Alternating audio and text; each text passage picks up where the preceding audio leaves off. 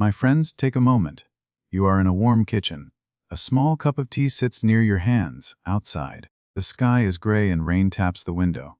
Imagine the smell of salt in the air, even though you are far from the sea. Imagine a low horn sound, long and lonely. Imagine wet rope and cold wood. Imagine a map on a table, with lines that cross wide water. Have you ever stopped to wonder why the ocean can feel calm and scary at the same time? Where did dangerous sea travel begin? Why did people risk everything for a trip across dark water? How did shipwrecks shape the world we live in? How did people learn after disasters? Can you imagine leaving home and not knowing if you will return? Here is the twist. For most of history, sea travel was not a proud adventure. It was a hard job, and it was often a gamble. Today we will travel across time and across places, in simple, clear English. Our first stop is the early shoreline, long before engines. Picture a small wooden boat. It hugs the coast like a child staying close to a parent. At night, there is little light. In the day, the sun can vanish behind clouds. The problem was simple and huge. People needed to carry food, stone, cloth, and stories. But the sea could break a boat in one sudden storm. Waves could push it onto rocks. Wind could turn a short trip into a long, hungry one. So people began to change. They watched birds. They watched the color of water. They learned where hidden rocks slept under the surface. Some accounts describe sailors tying stones to ropes to test depth. They built boats with stronger ribs. They sealed wood with thick sap and oil. Each small change was a quiet answer to a loud question. How do we survive? The result was not safety yet, but skill. Imagine a crew moving as one body. Imagine hands pulling oars in steady rhythm. Imagine a leader pointing to the shore and saying, "Stay near the land." Say it with me. Stay near the land. But then another question arrived. What if you must cross open water, where no shore gives you hope, and no cliff gives you warning? In the next chapter, we travel to wider seas, where trade began to grow. Many people say that as towns became cities, ships became larger. A larger ship could carry more. It could also sink with more people and more goods. The sea did not care about human plans. The problem changed shape. A bigger ship needed more skill to guide it. And there were more reasons to take risks. A merchant wanted spice. A ruler wanted power. A family wanted a new start. And sometimes, a sailor simply wanted a payday. So people searched for guides in the sky. They used the sun in the day. They used stars at night. This is called navigation. That means finding your way. In simple words, it is using signs in nature to know where you are. Imagine a sailor on a rocking deck, trying to measure a star with a simple tool. Did it always work? What happens when clouds hide the stars? What happens when fog covers the sea like a thick blanket? Have you ever tried to walk in the dark and felt your steps become small? In many coastal places, people built fires on high ground. These fires were early warning lights. Later, tall towers were built. We call them lighthouses. A lighthouse is a strong tower with a bright light that turns again and again. It says, "Danger is here," without using words. This was a turning point. More light meant fewer surprises near shore. Imagine a lonely tower on a cliff. Imagine its beam cutting through mist. Imagine sailors seeing it, feeling relief and fear at the same time. Repeat after me. The light shows the way. The light shows the way. My friends, keep that phrase. It will return. But even with towers, the sea kept its secrets. Now let us travel into a night storm. The air is heavy. The wind howls. Rain hits the sail, then the deck, then your face. The ship creaks. Imagine water rushing over your boots. Imagine a lantern swinging, throwing wild light and shadow. The problem in a storm is not only the waves. It is also panic. A crew can lose order. And one wrong move can break a sail or snap a rope. Records suggest that many shipwrecks happened close to land during storms, when people thought they were safe. So sailors began to change again. They made clear roles for the crew. They practiced tying knots fast. They learned when to drop the sail. They learned when to turn the ship's nose into the waves. They also learned a lesson that sounds simple, but it is not. Sometimes the brave choice is to wait. Say it with me. Sometimes we wait. Sometimes we wait. Can you imagine how hard it is to wait when money and pride are pushing you forward? The result was a new kind of courage. Not loud courage, but quiet courage. It was the courage to respect the sea. Still, accidents kept happening. Wood rots. Fire starts from a tiny spark. A hidden rock can tear a hole. And when a ship begins to sink, the world becomes very small very fast. My friends, we do not have every detail of every shipwreck. Many stories were lost with the ships themselves. But one thing is clear. Each disaster left a mark. People talked. People warned. People remembered, and slowly the idea of safety began to grow. So here is a question to carry forward. If early sailors had stars and towers and skill, what else did they need to change the sea from a gamble into a system? Our next stop is a busy port town, where the air smells of fish, tar, and smoke. The docks are loud. Men shout, carts roll, seabirds fight over scraps. Imagine barrels of dried food stacked like small towers. Imagine a ship's bell ringing as workers hurry. Imagine coins changing hands. Imagine the first cold splash when you step onto a boat that is not yours. The problem here is pressure. When trade grows, speed matters. A ship that arrives first can earn more. But faster travel can invite danger. What happens when a captain sails even when the sky looks wrong? What happens when a ship is too full because someone wants one more crate? Have you ever felt rushed and made a mistake? So people tried new answers. They drew better sea charts. A chart is a map of the sea. It shows coasts, rocks, and safe paths. Some sailors also used a compass. A compass is a tool that points north. In simple words, it helps you keep direction when the sun and stars are hidden. This was another turning point. It did not stop storms, but it helped ships avoid getting lost. Now let us travel far from the coast. The sea is open, wide, and quiet. There is no land in sight. The days can feel long, and the nights can feel endless. Imagine the horizon as a thin line. Imagine the sky as a huge roof. Imagine the ship as a small moving dot. Out here, the problem becomes loneliness and surprise. A storm can rise quickly. Fog can arrive like a curtain. And if a ship breaks, help is far away. Many people say that crews feared one thing most. Not the wave itself, but the time after it, when the ship cannot move. So sailors began to change the ship, not only the plan. They strengthened masts. They built higher sides to block waves. They learned to store food and fresh water better. They carried spare ropes and spare cloth for sails. They also carried stories of old shipwrecks, like warning signs passed from mouth to mouth. My friends, this is how learning often works. We do not learn only from success.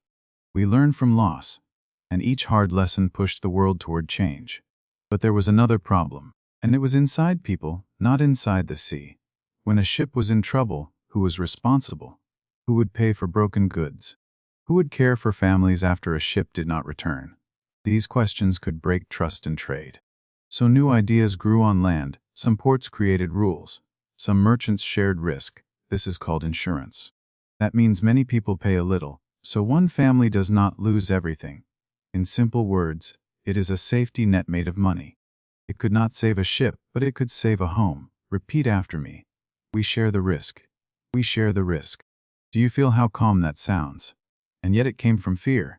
In the next chapter, we travel into the age of bigger machines. Wood ships still sailed, but new power began to rise. People built ships with stronger frames. Some used metal parts. Some used engines. Engines made travel more regular, like a train on water. That sounds safe, doesn't it? But can you imagine a problem that comes from feeling too confident? Imagine a large ship moving at night. The sea looks smooth. The air is cold and still. Inside, passengers talk, laugh, and drink warm tea. A band might play soft music. Someone might say, "We will arrive soon." The ship feels like a floating city. The problem is that comfort can hide danger. When people feel safe, they may stop looking. When a ship is fast, it needs more time to turn. When the water is full of ice or rocks, speed can be a trap. And when too many people believe nothing can go wrong, small warnings can be ignored. Many accounts describe famous disasters where help was too slow and tools were not ready. We do not need every name to understand the lesson. The lesson is clear. Safety must be built, not hoped for. So more change came, this time through hard rules. Ships began to carry more lifeboats. Crews practiced drills. A drill is practice for danger. In simple words, it is training before fear arrives. They improved doors that could close to keep water from spreading inside the ship. They made better signals to call for help. Imagine a tiny light flashing in the dark. Imagine another ship seeing it far away. Imagine a message traveling through air. This is called radio. That means sending words with waves, not wires. It was a bright step forward, like a new kind of lighthouse that could move with you. Say it with me. Send a call for help. Send a call for help. My friends, here is a gentle, honest moment. Even with new tools, humans stayed human. Someone still forgot a rule. Someone still took a shortcut. Someone still said, it will be fine. And yes, some people still blamed the weather, the sea, and even their socks. Can you imagine a sailor saying it was my bad luck socks? The sea, of course, did not care. But little by little the results changed. Rescue became faster, messages became clearer. Ports built systems to watch ships arrive and leave. Families waited with less fear, because help had a better chance to reach the ship in time. Now a question pulls us onward. If ships became safer and faster, why do shipwreck stories still follow us, like shadows behind a moving light? Now let us travel closer to our own time to a control room near a harbor. The room is bright. Screens glow. Coffee smells fresh. Outside, cranes move like slow, tall birds. Imagine a radar circle turning again and again. Imagine dots on a screen, each dot a ship, each ship a small world. Imagine a worker writing notes with calm hands. Imagine the ocean outside, still wide, still strong. The problem today is different, but it is not gone. Ships are stronger, maps are better, messages are fast, and still, the sea can surprise us. Storms can change direction. Engines can fail. Human focus can slip for one small moment. Have you ever looked away for 1 second and then felt, oh no? Can you imagine that feeling on dark water? So modern travel brought modern change. Ships use GPS. GPS is a system that tells your position using signals from space. In simple words, it helps a ship know where it is, even in fog or at night. Ships also use sonar. Sonar sends sound into the water and listens for the echo. That means it can see shapes under the surface. These tools are like new eyes. But tools still need people. My friends, a screen can shine with light, but it cannot choose kindness or care. Person must choose those things. In the next chapter, we step onto a modern ship at sea. It is huge. It carries food, fuel, cars, and many other things. The deck is high. The wind is cold. Imagine a long row of metal boxes, stacked like giant blocks. Imagine the deep hum of the engine. Imagine the smell of oil and salt mixing together. The problem here is size. A very large ship needs deep water. It also needs time to stop. If it meets a sudden storm near a narrow channel, danger can come fast. And when a ship carries harmful fuel, even a small crash can hurt the sea itself. That is why rules became stronger. Many countries now share safety rules. Crews must train. Ships must be checked. Routes must be planned. Weather must be watched. This is not perfect, but it is a net of many small strings, pulled tight by many hands. It is change made by teamwork. Repeat after me. We plan before we go. We plan before we go. And still, my friends, shipwrecks can happen. Sometimes a ship meets a hidden rock. Sometimes a fire starts. Sometimes water enters through a broken door. Sometimes strong waves knock containers into the sea. We do not have every detail for every event, and we should be careful with quick blame. But we can say this. The sea stays powerful and people stay human. So how do people learn now when a ship is lost? One answer is careful records. Modern ships can store data about speed, direction, and messages. Some people call it a black box, but it is not always black. In simple words, it is a memory device for the ship. It helps experts understand what happened, so future crews can change habits and rules. Imagine a team in a quiet room, listening to recorded sounds from a voyage. Imagine them drawing lines on a map. Imagine them asking patient questions. What did the ship see? What did the crew believe? What did they miss? What could they do next time? Another answer is rescue. Many places have search and rescue teams. They use helicopters, fast boats, and special suits. They watch storms and plan routes. They practice again and again, because practice turns fear into action. When a call for help comes, minutes matter, and sometimes the difference between life and loss is simple readiness. My friends, when we hear about a shipwreck, we may feel a dark curiosity. But under that feeling, there is also a quiet respect. People on the sea are not faraway characters. They are workers. They are parents. They are young and old. They carry real hopes inside them, even if we never learn their names. Now we come to a full circle moment. Remember our first stop, the shoreline boat hugging the coast? In many places today, small fishing boats still do that. They still watch birds. They still read the color of water. They still look for the light of a tower at night. New tools exist, but simple wisdom remains. Imagine a fisherman turning his boat toward home as the sky turns dark. Imagine a lighthouse beam reaching him across the waves. Imagine the feeling in his chest when he sees that steady light. It is not only a warning, it is also a welcome. So what do shipwreck stories give us besides fear? They give us lessons about change. They remind us that safety is built step by step. They remind us to respect nature and to respect each other. And they remind us to look carefully, even when we feel sure. My friends, the next time you see a ship on the horizon, take a moment. Think of the hands that built it. Think of the planning behind it. Think of the storms that once taught hard lessons. And if you are learning English with me, take one more small moment. Say this gentle line. I travel with care. I travel with care, because in the end, every journey is a mix of risk and hope. And every good change begins with attention. And if you ever feel your own life is a little stormy, please remember, even a small light can guide you. Now, can you imagine putting a lighthouse on your dinner table, just to feel safe while you eat?